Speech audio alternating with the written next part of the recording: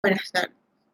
El día de hoy, mi compañera María Fernanda Bordet y mi persona María Fernanda Salas le venimos a hablar sobre las leyes de la termodinámica. Pero antes de empezar con esto, les vamos a contar qué es y en qué consiste la termodinámica. La base de la termodinámica es la conversión de la energía y el hecho de que el calor fluye en forma espontánea de lo caliente a lo frío y no a la inversa. La termodinámica ofrece la teoría básica de las máquinas térmicas, desde las turbinas de vapor hasta los reactores nucleares, así como la teoría básica de los refrigeradores y las bombas de calor.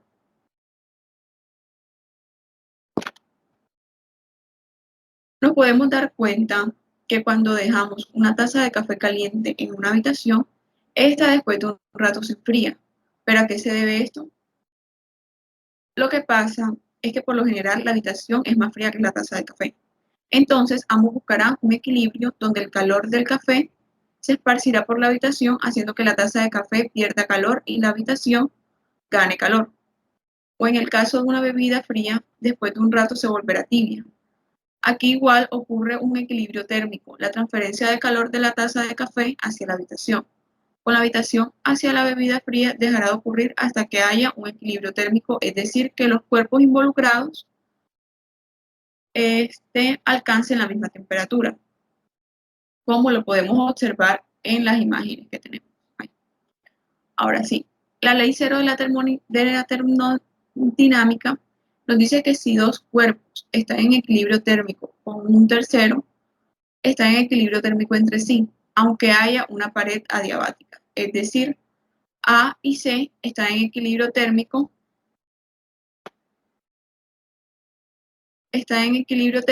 y B y C también están en equilibrio térmico porque entre ellos hubo un intercambio de calor que hizo que llegaran a este equilibrio. Y a pesar que entre A y B hay una pared adiabática, es decir, que no se permite el paso del calor entre ellos, estos también están en equilibrio térmico entre sí, ya que ambos tienen contacto con C. Este dibujo representa cómo todos los cuerpos buscaron un equilibrio térmico y en este ejemplo el intercambio donde la transferencia de calor ocurrió por el cuerpo C, entonces la ley nos habla sobre el equilibrio térmico entre los cuerpos y de los tres cuerpos uno de ellos, y si de los tres cuerpos uno de ellos fuera un termómetro, entonces la ley cero puede expresar como dos cuerpos están en equilibrio térmico si ambos tienen la misma temperatura.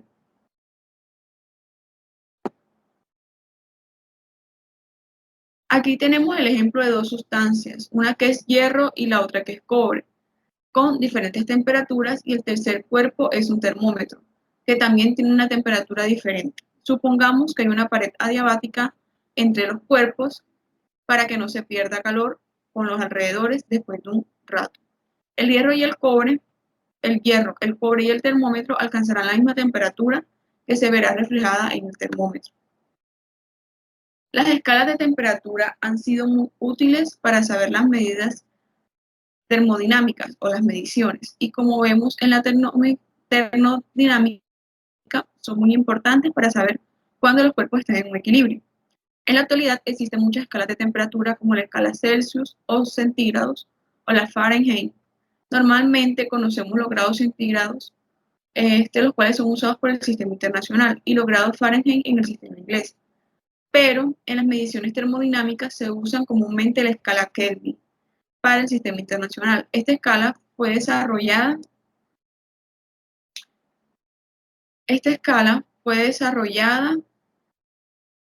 después de formular la segunda ley de la termodinámica, cuya unidad de medida se representa por la letra K y no se usa el símbolo de grado. La temperatura mínima de esta medición es 0, que en grados centígrados equivalen a menos 273,75, y en el sistema inglés se usa comúnmente el sistema Rankine, cuya unidad de medida es el Rankine representado por la letra R, donde el cero absoluto equivale a menos 400 grados Fahrenheit. Regresando a la ley de la termodinámica, esta nos habla del equilibrio térmico que se da cuando el cuerpo con con más calor transfiere ese calor hacia el cuerpo con menos calor. Y esto dejará de ocurrir cuando ambos lleguen a la misma temperatura. La ley cero de la termodinámica se formuló en 1931 y se llamó así debido a que parece entonces ya existía la primera y la segunda ley, por lo que se establece que la ley cero precede de las otras leyes ya establecidas. Ahora les vengo a hablar sobre la primera ley de la termodinámica. Cuando hablamos de la primera ley de la termodinámica, nos tenemos que detener un poco para hablar acerca de la energía interna, el cual es uno de los conceptos más importantes de la termodinámica.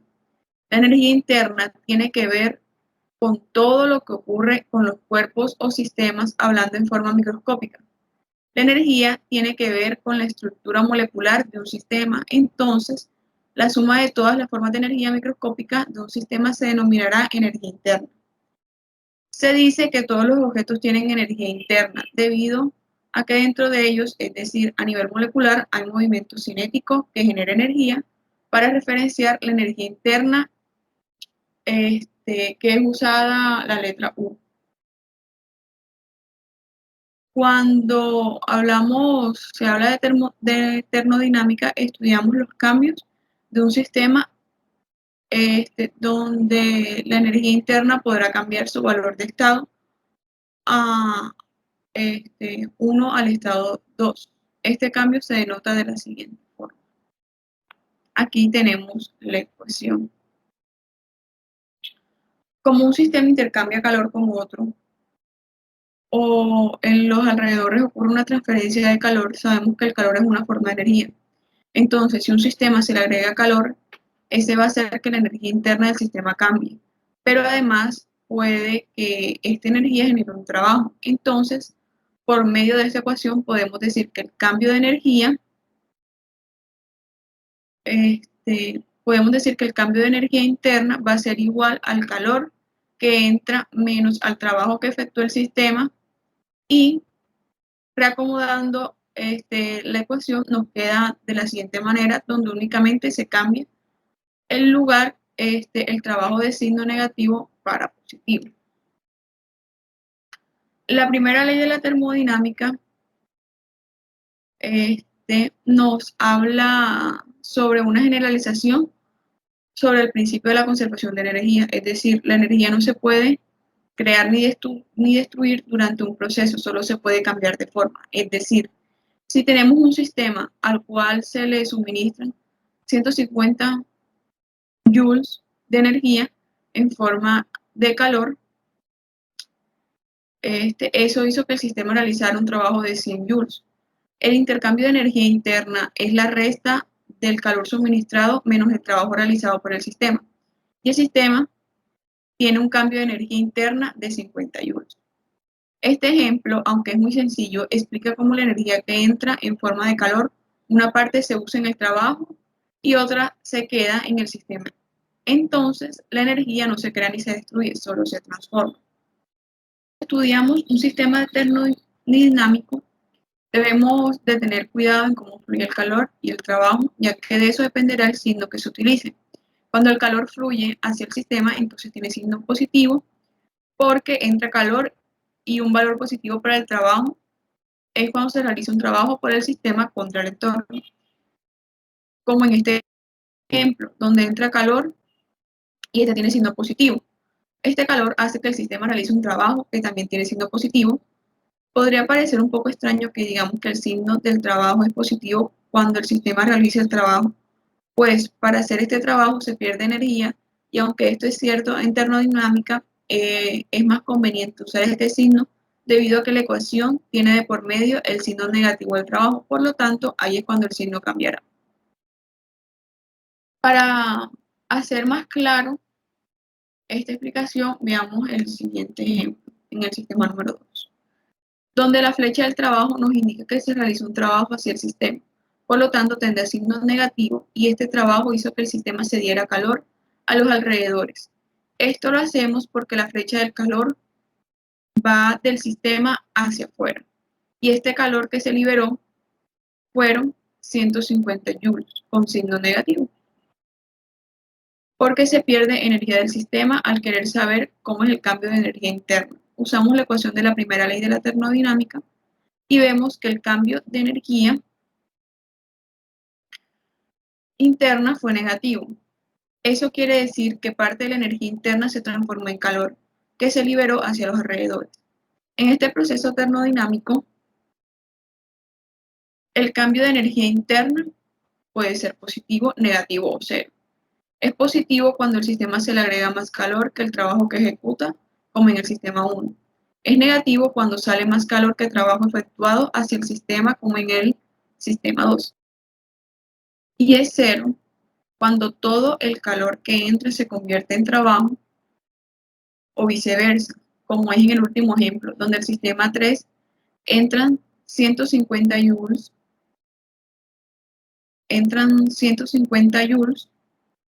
y sale 150 joules de trabajo. Como toda la energía que genera se transforma en trabajo, no hay un cambio de energía interna, por lo tanto su valor es cero. Ya que vimos que la energía interna puede ser de signo positivo, negativo e incluso ser cero, y ya vimos que el calor y el trabajo pueden tener valores positivos o negativos dependiendo de su dirección, pero también podrían ser cero, y esto se puede saber de acuerdo a qué tipo de proceso termodinámico está el sistema. Empecemos a explicar el proceso adiabático. En este proceso no entra ni sale calor del sistema. Se dice que hay una pared que impide el intercambio de calor del sistema con los alrededores, por lo que aquí el calor es igual a cero. Por lo tanto, de la ecuación original, como el calor vale cero, queda como que el cambio de energía interna es igual al trabajo con signo negativo. En el proceso isocórico, el volumen del sistema será constante. Esto quiere decir que el sistema no podrá expandirse o contraerse. Por lo tanto, se dice que no habrá un trabajo realizado. Entonces, la ecuación original queda como que el calor será igual al cambio de energía interna. Es decir, todo el calor que entra se convertirá en energía interna porque no hay trabajo donde se pierde energía en estos dos procesos. Ya que vimos que el valor del calor para el proceso adiabático es cero y para el proceso isocórico el trabajo es cero, sin embargo, hay dos procesos más que son muy importantes de mencionar. Uno de ellos es el proceso isobárico, donde la presión es constante hasta ahorita nos habían mencionado la presión como variable para la ecuación de la primera ley de la termodinámica, pero la presión está relacionada con el trabajo, ya que como dijimos, que cuando hay un trabajo aumenta o disminuye el volumen, pero en el proceso isobárico, como la presión no cambia, al efectuarse algún trabajo, habrá cambio de volumen para mantener la presión igual. Entonces, el trabajo dependerá de la presión y del cambio de volumen del sistema. Y en este proceso vemos que el trabajo se puede determinar multiplicando la presión por la diferencia de volúmenes. Y aquí tenemos que no cambia la ecuación original. Por último, tenemos el proceso isotérmico, donde aquí la temperatura permanece constante, al igual que la presión. La temperatura es una variable fundamental para la termodinámica y en algunos casos, específicamente para los gases ideales, la energía interna depende únicamente de la temperatura. En estos sistemas, y la temperatura es constante, entonces el cambio de energía interna será cero, por lo que el calor será igual al trabajo. Ahora mi compañera María Fernanda Bordet les va a hablar sobre las leyes que faltan de la termodinámica. Muchas gracias. Segunda ley de la termodinámica, también conocida como la ley de la entropía o la ley de las máquinas térmicas. Esta ley se conoce como la ley de las máquinas térmicas, con lo cual se establece que es imposible construir una máquina térmica que sea capaz de convertir todo el calor que se suministre a trabajo, por lo que es imposible tener una máquina térmica con una eficiencia del 100%. Generalmente, la eficiencia máxima de una máquina térmica puede alcanzar hasta el 40%, ya que va a estar formada por una fuente de calor que es la que va a suministrar energía a la máquina térmica. De igual manera, se debe tener un sumidero. Este sumidero debe tener una temperatura menor a la de la máquina para que pueda existir una transferencia de energía.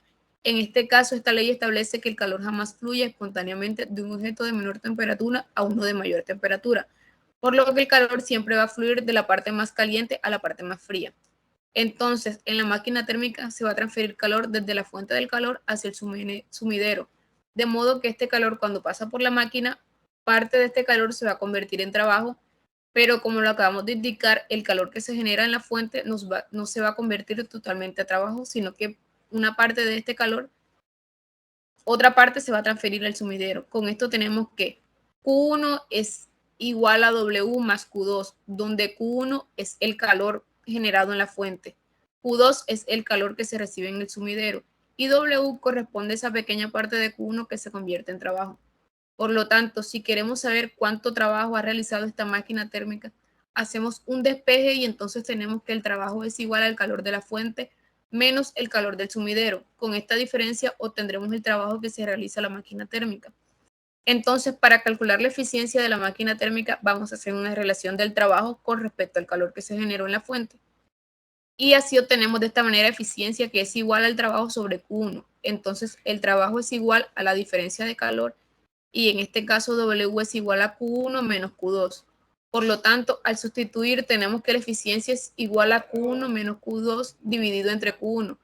Al distribuir la división en la diferencia tenemos entonces que Q1 entre Q1 nos da 1, menos Q2 entre Q1. Por lo tanto, otra fórmula para calcular la eficiencia es 1 menos Q2 entre Q1. La primera expresión se utiliza para calcular la eficiencia a partir del trabajo y del calor generado en la fuente.